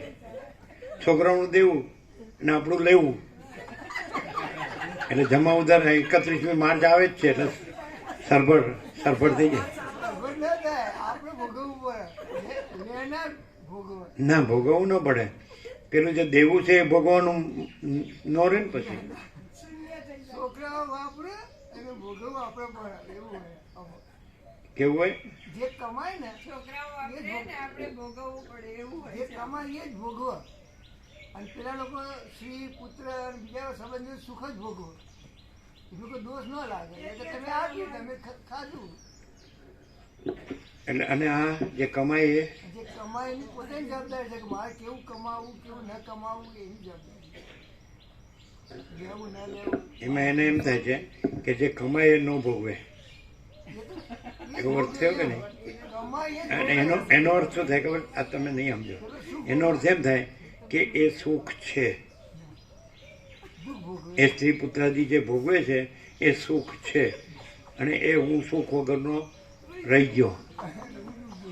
એટલે ભ્રાંતિ નથી પણ સુખ છે. કેવો અર્થ થયો?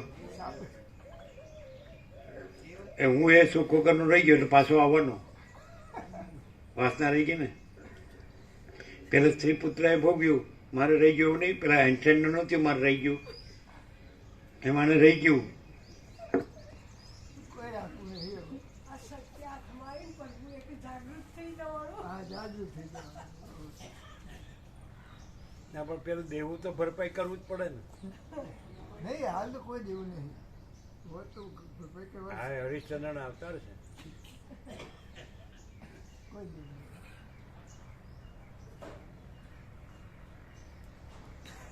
તો હાલ જ ના કર્યું. જેને વશિષ્ઠ ના મળ્યો જેને આ કનુપ્રભુ એમ કે છે કે આ સાચું છે પણ એને કેવું અંદર મગજમાં આ લઈ ગયો ના ખાઈ ગયો છે કે નહીં? પૂછો. ના પણ સમાજ અમે આપ્યું, ઉધાર આપ્યું તો વાળો પૈસા આપતો જ નથી. એમ આખો દિવસ ચાલ્યા કરે જ કે નહીં રાત? પૂછો પૂછો. પ્રકાશથી જો વંદામાં તો જા પડે. અમે ક્યાં જોવા ગયા હતા? આપણે ગપ્પા મારીએ પછી.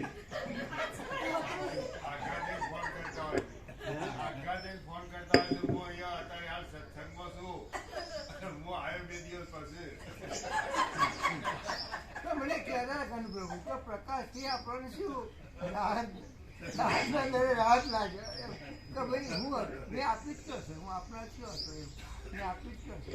હા, પણ એમ કે આમ આપને એમ કર્યા કરવાનું. એ તો એમ કે ઉપચાર વાત ને નાટક કરવાની એમ આપણે તો શું ના આપણે તો શું પડશે પણ આપણે કેવાનું આ વેદાંત બ્રહ્મ જ્ઞાન હો. કરવાનું એમ કોઈ દી શાંતિ ન હોય, તરફડિયા મારે. તરફડિયા ઊંઘે ન આવે ને ખાવું ન આવે, મજા લોખું લાગે બધું જીવનમાં. લોકો મારો બેટો લાખો લઈ ગયો, હાલો લાખોનો માલ લઈ ગયો ને લાખો આપતો નથી. અને મોબાઈલ ચાલુ ને ચાલુ. અને અહીંયા એમ કહેવાનું આ સત્ય છે. એટલે આ જ સત્ય છે. સત્ય અને સત્ય જ કેવું પણ એમ કે અમે શું છે કે અમને અસત્ય રહેવાની ટેવ પડી છે. આમ રમણભાઈ ઊંચા નીચા થાય છે. આમ પગથી માથા સુધી આમ ઇન્દ્રનું સિંહાસન હલી જાય. ઇન્દ્રાસન.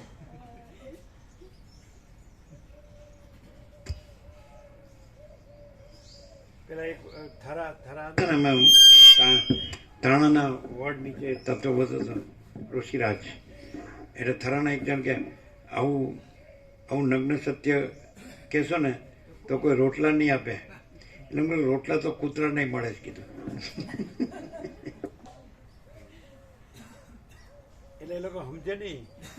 આમ એ લોકોને સત્ય લાગે પણ આમ એનો જે સ્પિરિટ જે છે એ ન સમજે. સ્પિરિટ આખો સ્પિરિટ હોય ને જે આમ પરમ ચૈતન્ય પ્રકાશનો જે ભાવ, તેજ બ્રહ્મ જ્યોતિ એવું સમજી ન શકે. પણ એટ્રેક્શન તો થાય જ. અજ્ઞાન આવરણ ગમે એટલું હોય, વિક્ષેપ મળ બધા હોય તો ખબર પડે કે આ નગ્ન સત્ય છે. એ છોડે, ખોટું છોડે તો એ શાંતિ પામે, પણ ખોટું ચાલુ રાખે તો પછી અશાંતિ રહે. દુઃખ ને અશાંતિ એમાં જ મળી જાય. એ બધા દેવ થઈ ગયા.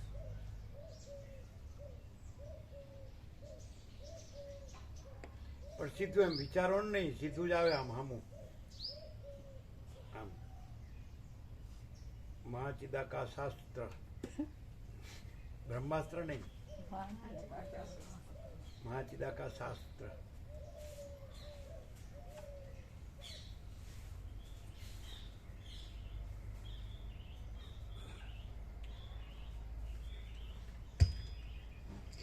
હે તત્વવેત્તાઓમાં શ્રેષ્ઠ રામચંદ્રજી, જો કોઈ અસત્ય ભ્રાંતિ ન છોડે તો એને વસિષ્ઠને પ્રકાશથી સાંભળ્યા નથી. અને જો કોઈ વસિષ્ઠને પ્રકાશથી સાંભળ્યા હોય તો એ પરમ ચિદાકાશ પરમ જ્યોતિ અખંડ જ્યોતિ જ છે અને બીજું કાંઈ છે જ નહીં.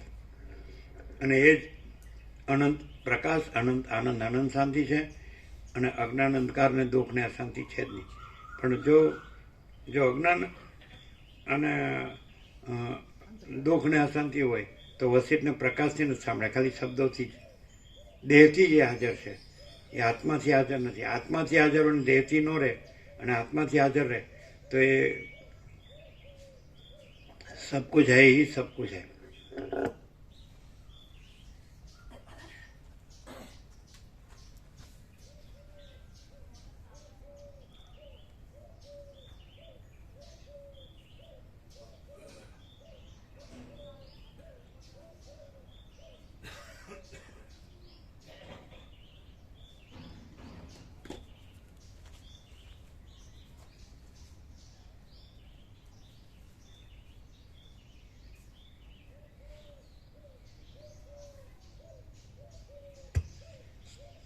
હે તત્વવેત્તાઓમાં શ્રેષ્ઠ રામચંદ્રજી, આ જગતની ભ્રાંતિ ખરી રીતે જોતા છે જ નહીં, તેમાં તમે કાંઈ પણ ભય ન રાખો.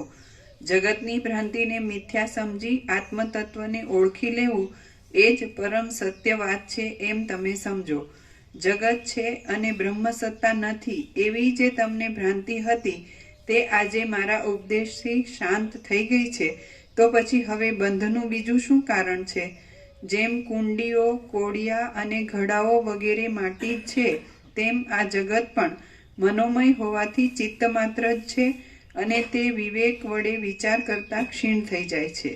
તમે આ મારા સુંદર ઉપદેશથી અહંકાર વિનાના થઈ જઈ સંપત્તિઓની આકાંક્ષાને અળગી કરો. તેના લાભથી હરખાઈ જાઓ નહીં અને વિપત્તિથી શોક પામો નહીં. તમે વૈભવોની વૃદ્ધિમાં અને ક્ષયમાં એક સરખી રીતે રહો. આ મારા ઉપદેશને ભૂલી જઈ સ્વરૂપમાં દ્રઢ સ્થિતિ રાખ્યા વિના તમારો કાળ નકામો જતો રહે એવું કદી પણ કરશો નહીં. પોતાના કુળરૂપી આકાશને ચંદ્રમાની પેઠે શોભાવનારા હે કુળદીપક રામચંદ્રજી, બ્રહ્મની અને આત્માની એકતા એ જ યથાસ્થિત વસ્તુ ગતિ છે.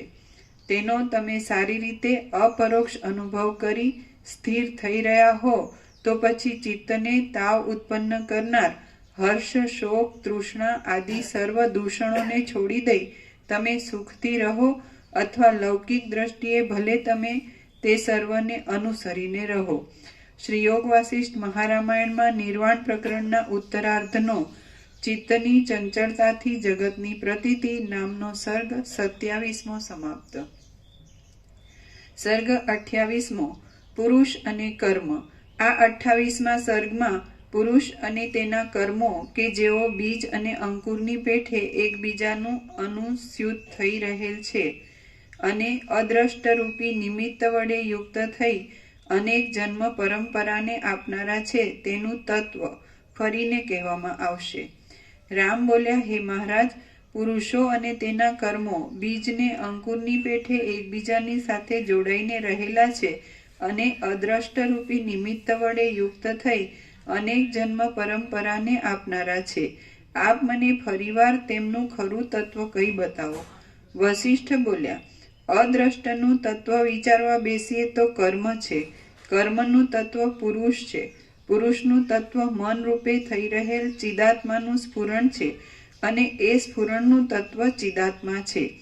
એ ચિદાત્મા પ્રથમ સૃષ્ટિના આરંભ કાળમાં એકોહમ બહુશ્યામ પ્રજાયેય અર્થાત હું સૃષ્ટિ રૂપે થઈને અનેક રૂપે થાઉં એવા સંકલ્પરૂપ ચેતનના સ્ફુરણથી સમષ્ટિ અને વ્યષ્ટિ મન રૂપે થઈ જાય છે અને હું અમુક દેહ આદિ આકારવાળો છું એવા અધ્યાસ વડે તે પુરુષ રૂપ જીવરૂપ બની કર્મો કરે છે. પછી તે દૈવ રૂપે થાય છે, જે દૈવ પુણ્ય પાપ રૂપ અદ્રષ્ટ રૂપે કહેવાય છે. હવે તે પુણ્ય પાપના ફળોને ભોગવવા માટે ઘટ આદિ પદાર્થો રૂપે અને તેની અંદર રહેલ ગુણ ક્રિયા આદિ રૂપે તથા ઘટત્વ આદિ જાતિ રૂપે થઈ રહે છે. એવી રીતે આ સર્વ જગત ચેતન તત્વનો જ એક વિવર્ત છે અને એ ચિદાત્માનું સંકલ્પરૂપી સ્ફુરણ જ દૈવ કર્મ આદિ પર્યાય શબ્દોને ધારણ કરનારું છે. ઘટ આદિ પદાર્થ દૈવ આદિ રૂપે થાય છે એના પછી દૈવ કર્મ આદિ પર્યાય શબ્દોને ધારણ એવી રીતે એ સર્વ હજી ઉપર તે હવે તે પુણ્ય પાપના ફળોને ભોગવવા માટે ઘટ આદિ પદાર્થો રૂપે અને તેની અંદર રહેલ ગુણ ક્રિયા આદિ રૂપે તથા ઘટત્વ આદિ જાતિ રૂપે થઈને રહે છે. એવી રીતે આ સર્વ જગત એની ઉપર જીવ રૂપે થાય છે ને પછી દૈવ રૂપે હા અને હું અમુક દેહ આદિ આકાર વાળો છું એવા અધ્યાસ વડે તે પુરુષ રૂપ જીવ રૂપ બની કર્મો કરે છે. પછી તે દૈવ રૂપે થાય છે, કર્મો કરે. એવી રીતે આ સર્વ જગત ચૈતન્ય તત્વનો જ એક વિવર્ત છે અને એ ચિદાત્માનું સંકલ્પરૂપી સ્ફુરણ જ દૈવ કર્મ આદિ પર્યાય શબ્દોને ધારણ કરનારું છે. ઘટ આદિ પદાર્થથી માંડી તેની અંદર રહેલી જાતિ સુધી સર્વ કાર્ય રૂપે તે થઈ રહ્યું છે અને પુરુષ રૂપે પણ તે જ થઈ રહેલું છે. ચૈતન્ય તત્વમાં સંકલ્પરૂપ સ્ફૂર્તિ થયા વિના પુરુષ કે કર્મ એ કંઈ પણ શી રીતે સંભવે કેમ કે એ બંનેની સત્તા અને સ્ફૂર્તિ એ બંને ચૈતન્ય સત્તાને જ અધીન છે. ઘટ પટ અને અવટ ખાડો વગેરે પદાર્થ રૂપે ફેલાઈ રહેલું આ જગત એ ચૈતન્ય તત્વ વડે જ રચાયેલું છે. વાસનાવાળા ચૈતન્ય તત્વના સંકલ્પરૂપી સ્ફુરણાથી આ જગતની અનિર્વચનીય શોભા ખડી થઈ જાય છે અને વાસના વગરના ચૈતન્ય તત્વના સ્ફુરણથી જન્મ મરણની પરંપરા રૂપ એવો આ સંસાર દૂર થઈ જાય છે. જેમ ચક્રી આદિમાં અંદર લીન થઈ જતા તરંગાદિક ભિન્ન રૂપે સ્ફુરણવાળા છતાં જળમાં લીન થઈ જવાને લીધે છેવટ જળરૂપ જ હોવાથી સ્ફુરણ વિનાના જ છે, તેમ સંકલ્પરૂપી સ્ફુરણ ચૈતન્ય તત્વમાં થતું હોય તો પણ જો તે વાસનાથી રહિત હોય તો તે જન્મ મરણ આદિ અનર્થ પરંપરાને ઉત્પન્ન ન કરવાથી એ સ્ફુરણ પણ સ્ફુરણ ન થયા બરાબર જ છે. હે રામચંદ્રજી, આ સૃષ્ટિની અંદર પુરુષ અને કર્મ એ બંનેનું સ્વરૂપ ચૈતન્ય પુરુષના સંકલ્પરૂપી સ્ફુરણ વિના બીજું કશું જણાતું નથી અને તેમની એક ફક્ત કલ્પનાના અંશ વિના બીજા જરા પણ ભેદ નથી. માત્ર કલ્પના વડે જ તે ભિન્ન જણાય છે. જેમ જળ અને તરંગનો ભેદ માત્ર સંકલ્પ વડે કલ્પી લીધેલો જ છે પણ વાસ્તવ નથી, તેમ આ જગતમાં પુરુષ અને કર્મ એ એક જાતના ચિદાત્માના સ્ફુરણ રૂપ જ છે અને તેમનો ભેદ પણ માત્ર સંકલ્પ વડે જ માની લીધેલો છે, બાકી વસ્તુતઃ તે ઘટતો નથી. હે રામચંદ્રજી, કર્મ એ જ પુરુષ રૂપ છે અને પુરુષ એ જ કર્મ રૂપ છે. જેમ હિમ અને શીતળતા એ બંને જુદા નથી, તેમ પુરુષ અને કર્મ એ બંને જુદા નથી એમ જ તમે સમજો. જેમ શીતળતા છે એ જ હિમ રૂપ છે અને હિમ છે તે શીતળતા રૂપ છે, તેમ કર્મ પુરુષજન્ય હોવાથી પુરુષ રૂપ છે અને પુરુષ કર્માનુસાર જન્મ લેવાથી અને કર્મને અધીન હોવાથી કર્મરૂપ છે. દૈવ, કર્મ, નર, પુરુષ આદિ સર્વ ચૈતન્ય તત્વના સ્ફુરણરૂપી રસના એક તરહના પર્યાય શબ્દો છે, પરંતુ તેઓ કંઈ ચૈતન્ય સત્તાથી જુદી સત્તાવાળા નથી. ચૈતન્ય તત્વ સંકલ્પરૂપી સ્ફુરણને લીધે જગતરૂપી અંકુરના બીજ રૂપે બની જાય છે અને જો તે સ્ફૂર્તિથી રહિત હોય તો બીજ ભાવને પ્રાપ્ત થતું નથી. અંકુરની સર્વ શોભા સૂક્ષ્મ રૂપે બીજની અંદર રહેલી હોવાથી એ બીજ અંકુર રૂપ છે એમ કહી શકાય છે. ચૈતન્ય તત્વ અનંત છે અને એક મહાસમુદ્રની પેઠે સર્વત્ર ભરપૂર છે. તેનો એવો સ્વભાવ જ છે કે દેશ કાળ આદિના ક્રમને અનુસરી કોઈક ઠેકાણે તે સ્ફૂર્તિમાન થઈ જાય છે અને કોઈક ઠેકાણે તે સ્ફુરણથી રહિત કેવળ શુદ્ધ સ્વરૂપમાં જ રહે છે. ચિદાત્માનું સ્ફુરણ ખરી રીતે કારણરૂપ નહીં હોવા છતાં વાસનાના યોગે બીજ ભાવને પામી જઈ આ જગતમાં દેહ આદિરૂપ અંકુરોની હારોને પેદા કરવામાં કારણરૂપ બને છે. ઘાસ, વેલા, ઝાડીઓ વગેરેના જુદા જુદા બીજોની અંદર પણ વ્યવસ્થાથી અંકુર આદિ કાર્ય ઉત્પન્ન કરવાની જે કાંઈ શક્તિ રહી છે તેનું બીજ પણ ચિદાત્માનું સ્ફુરણ જ છે અને એ ચૈતન્યના સ્ફુરણ અને એ ચૈતન્યના સ્ફુરણનું બીજું કશું જુદું બીજ નથી. જેમ અગ્નિનો અને ગરમીનો ભેદ નથી, તેમ બીજ અને અંકુરનો વસ્તુતઃ ભેદ નથી. બીજ છે તે જ બીજની અંદર સૂક્ષ્મ રૂપે અંકુર રહેલો હોવાથી અંકુર રૂપ છે એમ તમે સમજો. તેમજ પુરુષને પણ કર્મ જ જન્મ આપનાર હોવાથી કર્મરૂપ જ તમારે જાણવો જોઈએ.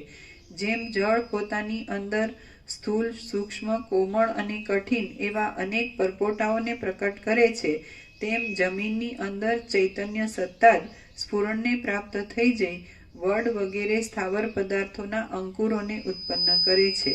ચૈતન્ય તત્વ વિના અત્યંત કોમળ પૃથ્વી તળમાંથી વજ્રના એવા દ્રઢ અંકુરોને કોણ ઉત્પન્ન કરી શકે?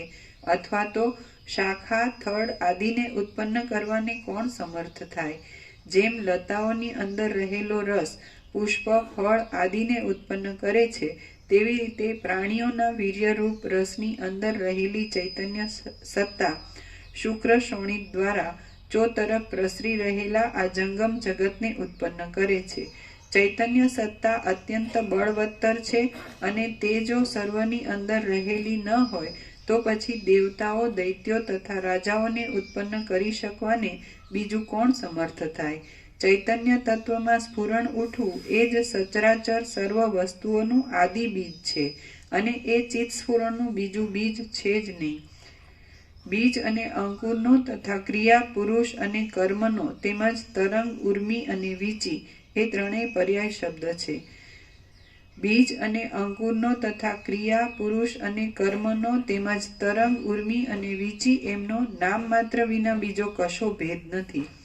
જે પુરુષની બુદ્ધિમાં બીજ અને અંકુરની પેઠે એકબીજામાં ઓતપ્રોત થઈ રહેલ પુરુષ અને કર્મ એ બંનેનો તથા બીજ અને અંકુરનો પરસ્પર ભેદ ભાસ્યા કરે છે તે વિદ્વત્તાના ડોળ ઘાલુ મહાપુરુષ પશુને સદાકાળ દૂરથી જ નમસ્કાર હો. ચૈતન્ય આત્માનું સંકલ્પરૂપી સ્ફુરણ વાસનાના યોગે જન્મના બીજરૂપ થાય છે અને તેની અંદર રહેલો વાસનારૂપી રસ જ અંકુરને પ્રકટ કરે છે. માટે વાસનારૂપી રસને જ તમે અસંગરૂપી અગ્નિ વડે બાળી નાખો. કર્મ કરવામાં આવે પરંતુ શુભાશુભ કાર્યોમાં મન ડૂબી ન જાય અને નિર્લેપ જ રહે તેને વિદ્વાનો અસંગ કહે છે, અથવા તો વાસનાને જ નિર્મૂળ કરી નાખવી એ અસંગ કહેવાય છે. માટે હર કોઈ યુક્તિ વડે પોતાની અંદર વાસનાને દૂર કરનાર એ અસંગરૂપી વાસનાક્ષયને સિદ્ધ કરો. પુરુષ પ્રયત્નને લીધે ઘણો લાંબો કાળ અભ્યાસ કરવાથી રાજયોગવાળી કે હઠયોગવાળી જે કોઈ યુક્તિ વડે વાસનાક્ષય સહેલાઈથી થઈ શકે એમ તમને જણાતું હોય તે જ યુક્તિથી તમે વાસનાને નિર્મૂળ કરી નાખો એ જ ખરો કલ્યાણનો માર્ગ છે. વાસનાથી રહિત થઈ એક પોતાના આત્મામાં જ તલ્લીન રહેવું એ પરમ મંગલ રૂપ છે. પુરુષ પ્રયત્ન વડે અથવા તો જેવી રીતે અહંકારનો નાશ કરવાનો ઉપાય તમે જાણતા હો તેવી રીતે તમારામાં રહેલા અહંકાર રૂપી અંશને જ તમે દૂર કરી નાખો એટલે એ ખરેખર વાસનાક્ષય જ છે. વાસનાક્ષય એ નિરહંકારપણાનું નામ છે. એ નિરહંકારપણું પ્રાપ્ત કરીને સંસાર તરી જવા માટે પુરુષાર્થ વિના બીજો કશો પણ ઉપાય નથી. આ જગતની અંદર ચિદાત્માની સત્તા જ સર્વના આદિ કારણરૂપ છે. અંકુર રૂપ પણ તે છે, બીજ રૂપ પણ તે છે, કર્મરૂપ પણ તે છે, પુરુષ રૂપ પણ તે છે અને શુભાશુભ દૈવ રૂપ પણ એ જ છે.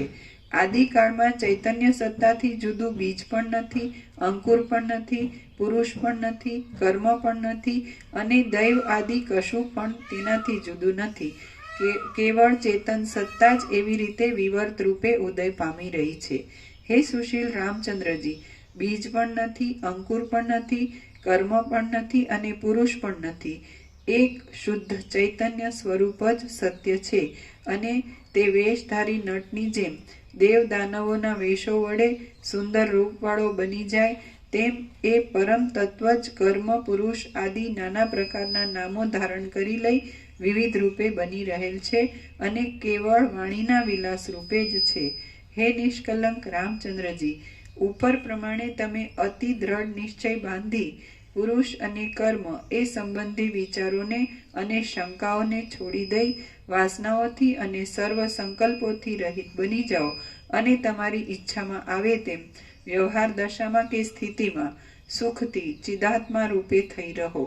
હે રામચંદ્રજી, સર્વ ઈચ્છાઓને શાંત કરી દઈને અને શંકાઓને પણ મૂકી દઈને કેવળ શુદ્ધ પરમાત્મામાં જ આત્મભાવના રાખી તમે વર્ણ અને આશ્રમને યોગ્ય કર્મ કરતા રહો, યોગ્ય કાર્ય કરતા રહો અને શાંતિ વડે સુશોભિત બનીને એક આત્મસુખમાં જ શાંત થઈ તમે ભયથી રહિત અને પૂર્ણકામ થઈ રહો. શ્રી યોગ વાસિષ્ઠ મહારામાયણમાં નિર્વાણ પ્રકરણના ઉત્તરાર્ધનો શંકા તત્વ સિદ્ધાંત પ્રતિપાદન નામનો સર્ગ 28 પ્રસાદ આપી દીધો.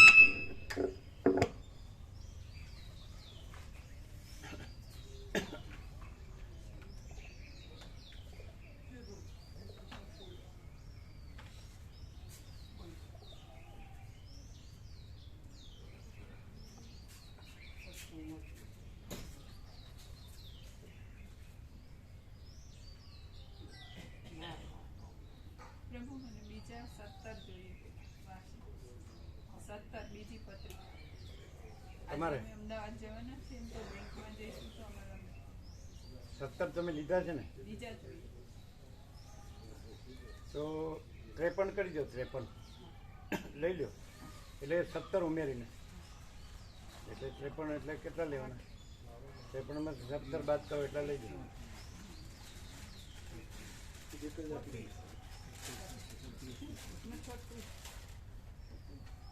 કેટલા થાય? 36.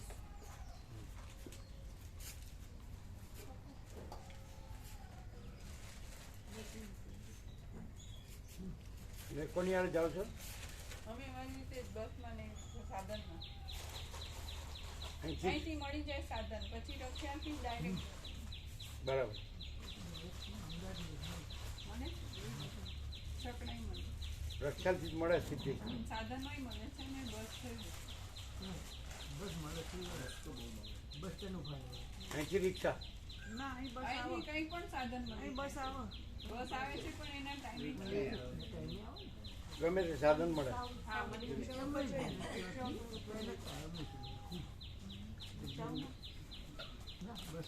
આ 36 લઈ જાઓ.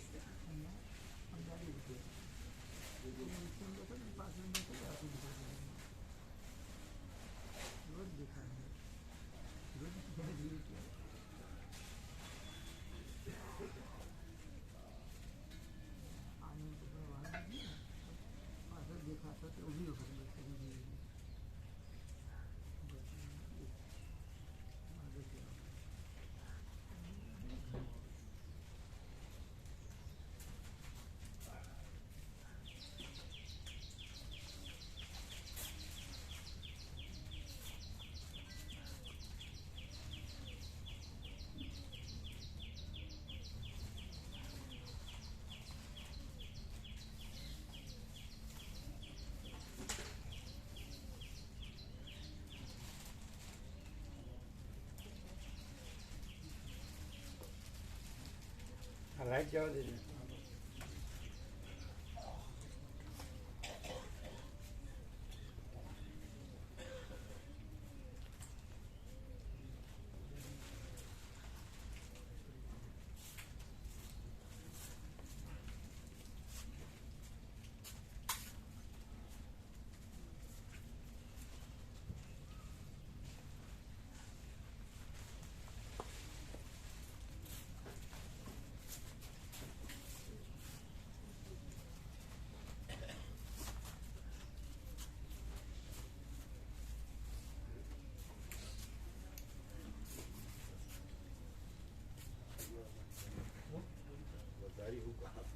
એટલે વરાવતર બીજું શું ખાવા જાય આમ મકાઈ મૂકીને? અત્યારે પ્રભુ આ બટાકાની સીઝન થાય ને, બટાકા.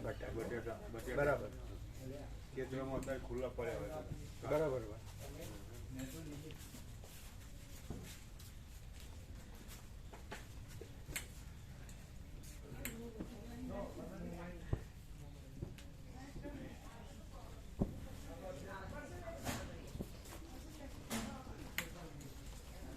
એ પત્રિકા કોઈને અમને બાકી છે? આપી.